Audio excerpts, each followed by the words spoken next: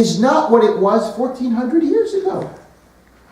1400 years ago, when they wanted to abort, they couldn't do it.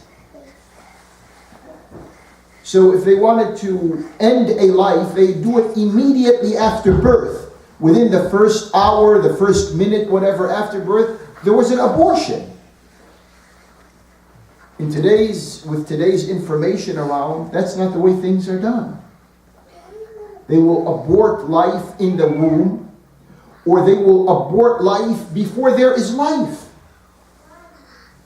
They have these IMF and World Bank managed programs around the world, contraception programs, in which they don't want populations to grow.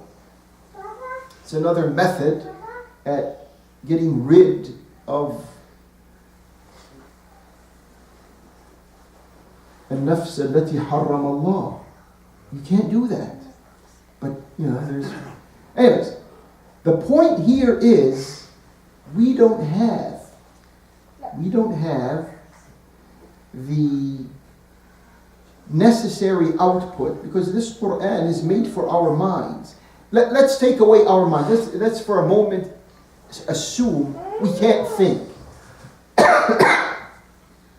What's the Qur'an good for? If you can't think, the Qur'an is not meant for you.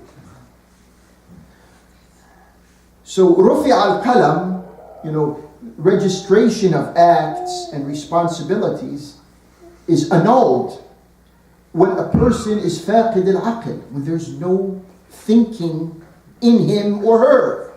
Finished. It's done. As is the case with a person who is sleeping.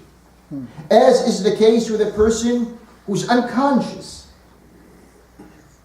So this is meant, these 6,000 and a few hundred ayat in the Qur'an, these are meant for our minds, primarily.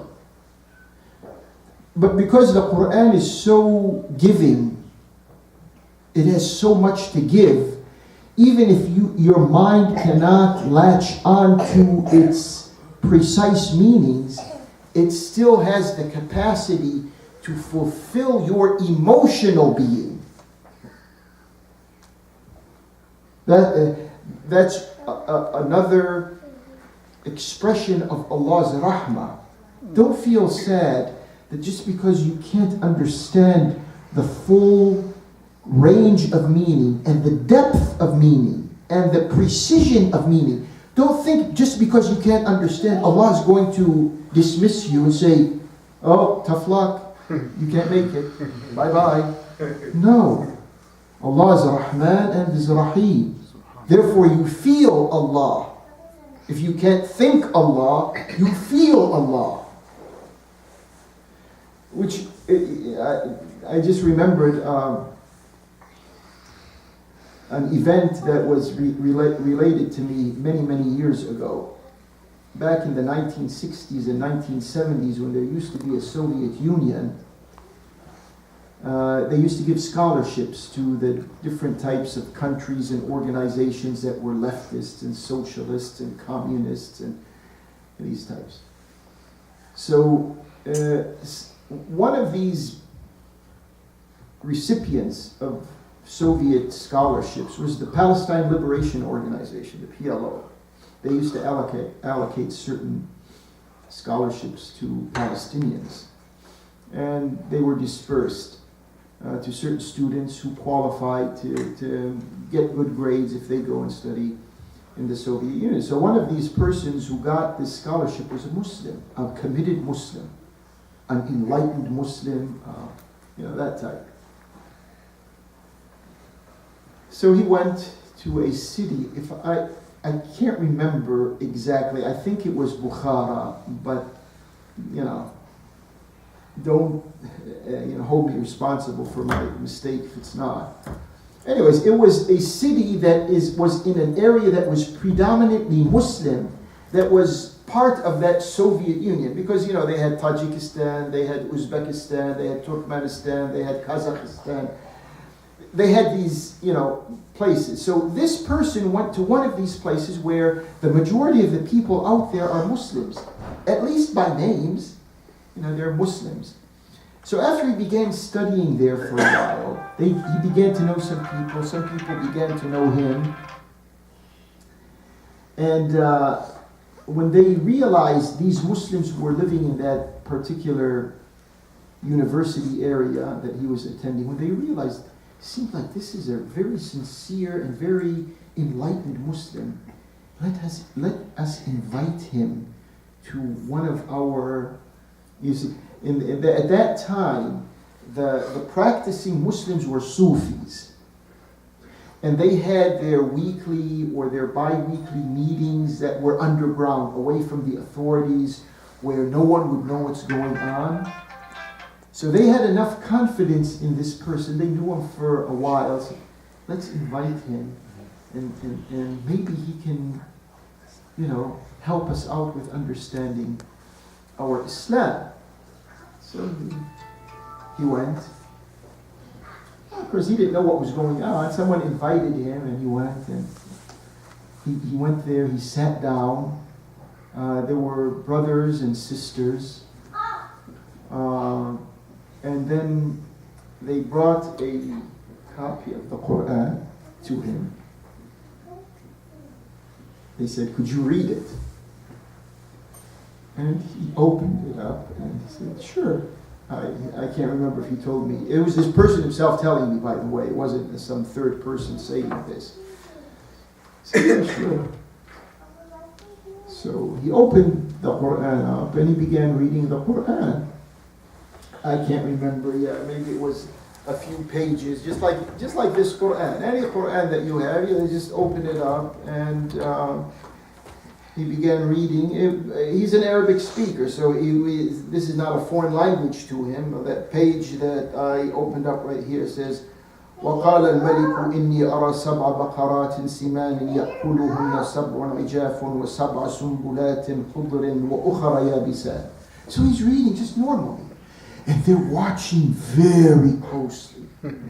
They were paying so much attention to, is he going to make a mistake? Is he going to fumble? Is he going to mispronounce some things? He's just normally reading. The issue here.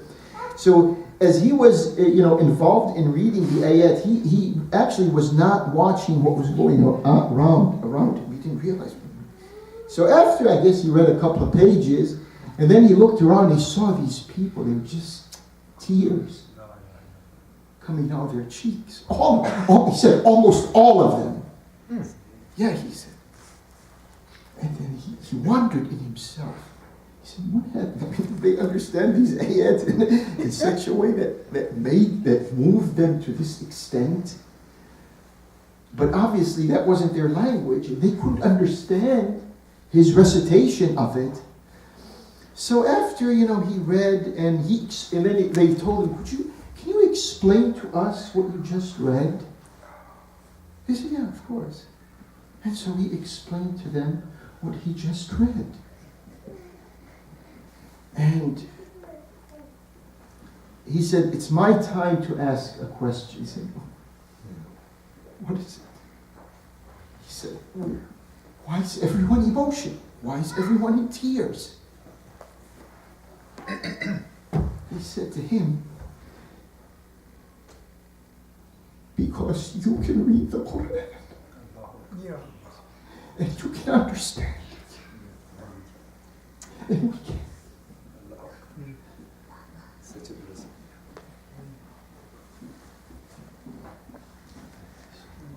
It's something that you can't, I guess, appreciate unless you realize that there's a distance.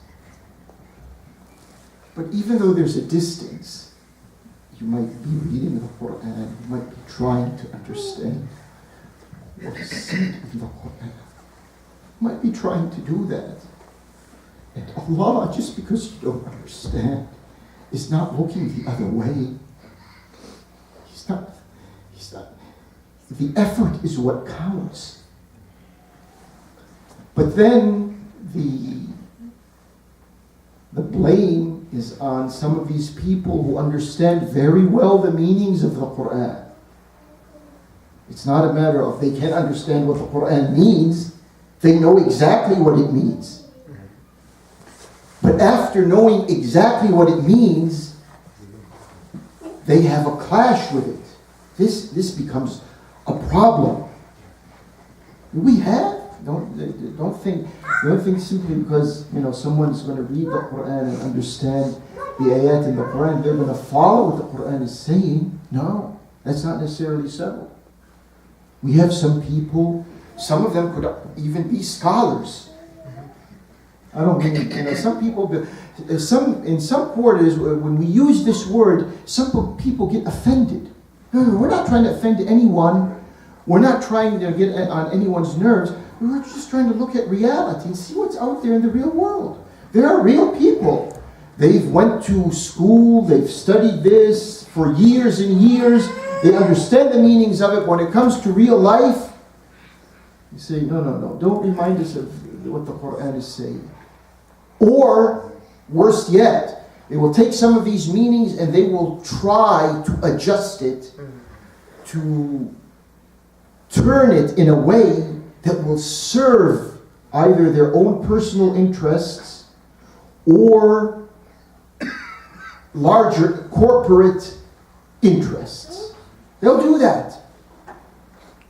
And this reminds me of another incident. There was a program in a TV program in Saudi Arabia. This was, I guess, back in the 1970s. And they called one graduate from al-Azhar University. He lives in Saudi Arabia. He teaches there at the university. He's a shaykh, a mu'ammam, everything like that. And they told him, could you come and appear on the program? And the subject of the program is going to be contraception. Mana al-haml.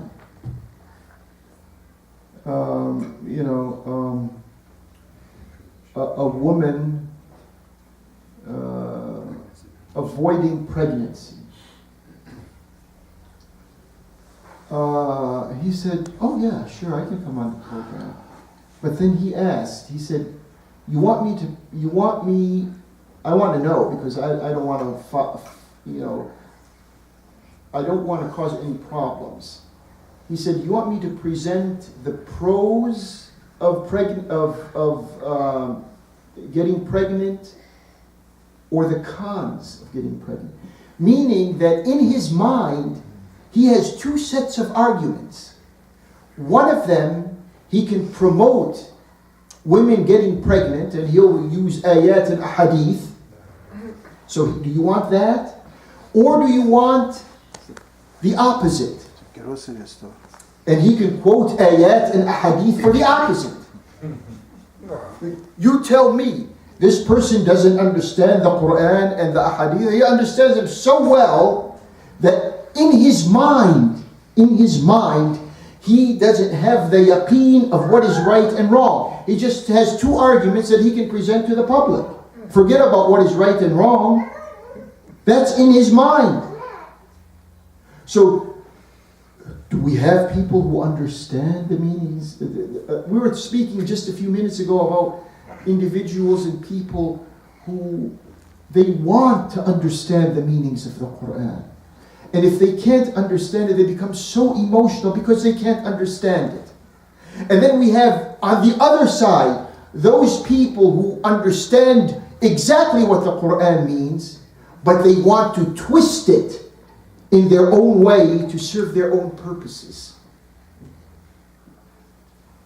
And what does the Qur'an have to do with any of these two categories? This is a neutral book. There's the Qur'an. I mean, these are words on paper.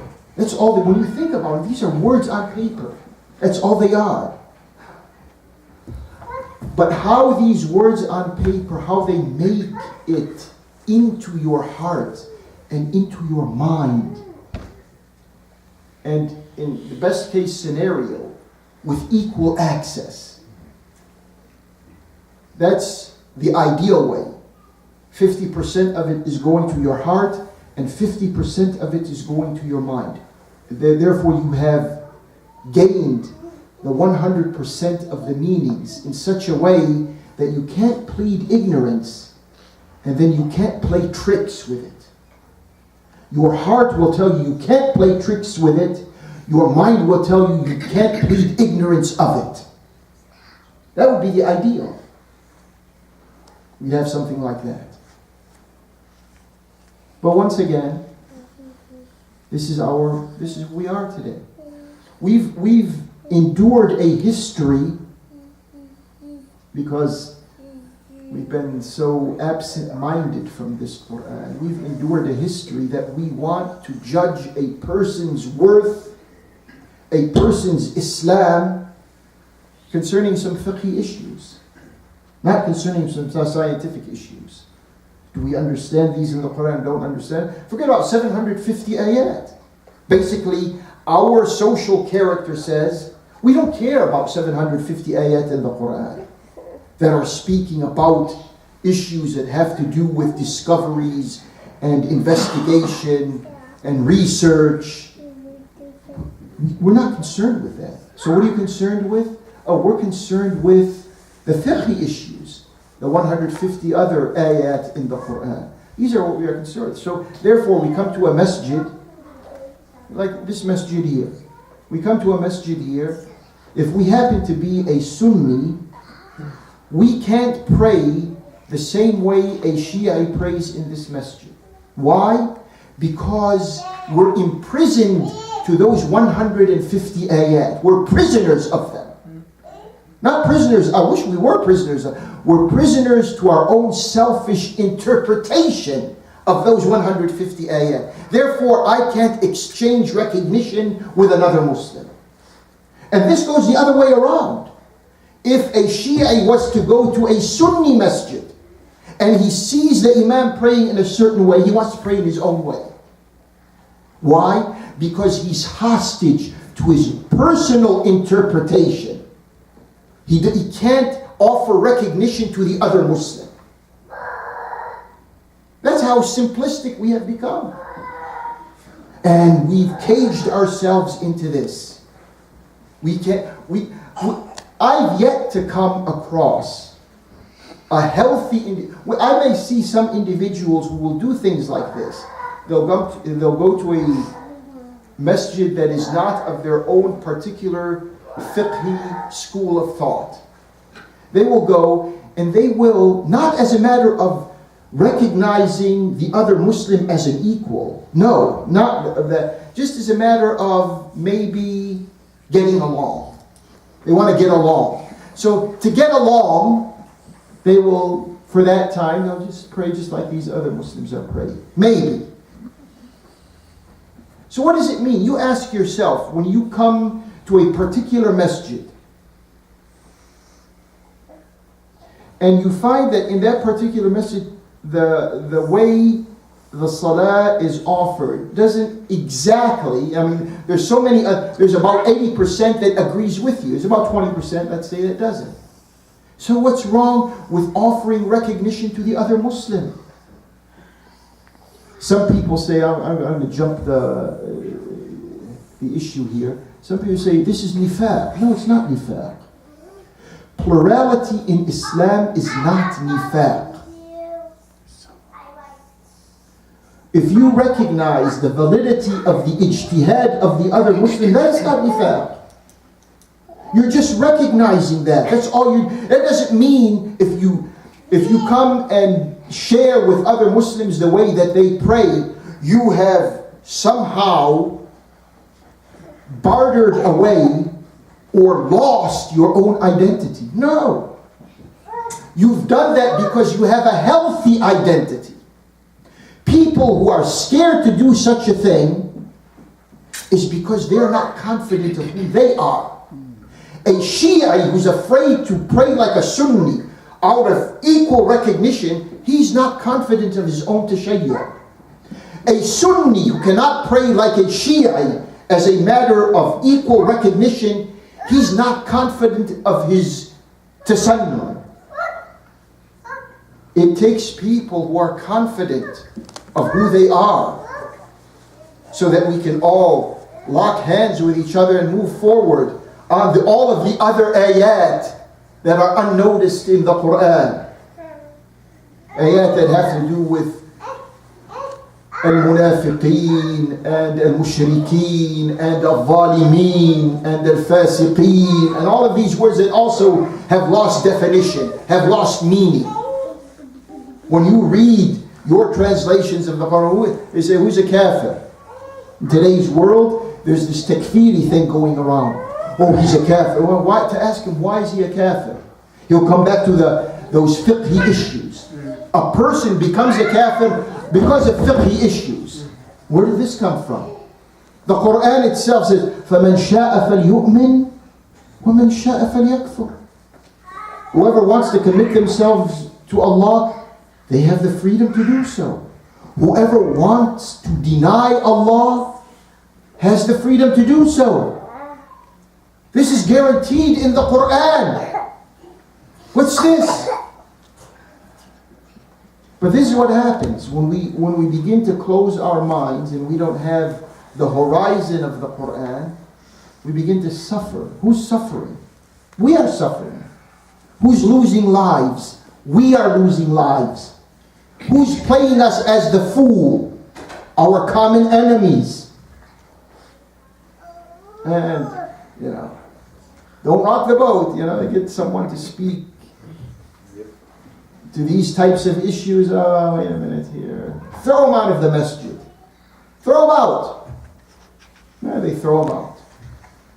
And this is not an isolated incident. Alhamdulillah, may have begun actually in about 2 weeks, going to begin 32 years. But it's going on all over the Muslim world. Many people want to speak their conscience are told, you can't give the khutbah. You can't give the khutbah. The masjid has become someone's private property. You can say whatever the owner says you can say, or whatever the landlord or proprietor says you can say, and if you don't say it, then keep your distance. What happened? Kitab Allah, baynana wa baynakum. What happened? No one arbitrates anymore to this? No one wants to arbitrate to it because 9/10 of it doesn't exist. Why arbitrate? What's in this? How is this going to solve an issue? If 9/10 of it doesn't exist, what are you talking about?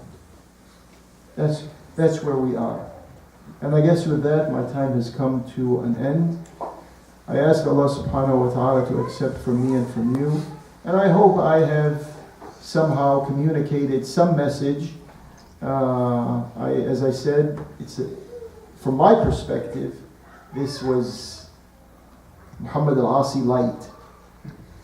So I hope with that, Allah subhanahu wa ta'ala will reward us for our good intentions and our sincere efforts. وصلى الله على محمد وآل محمد والسلام عليكم ورحمة الله وبركاته.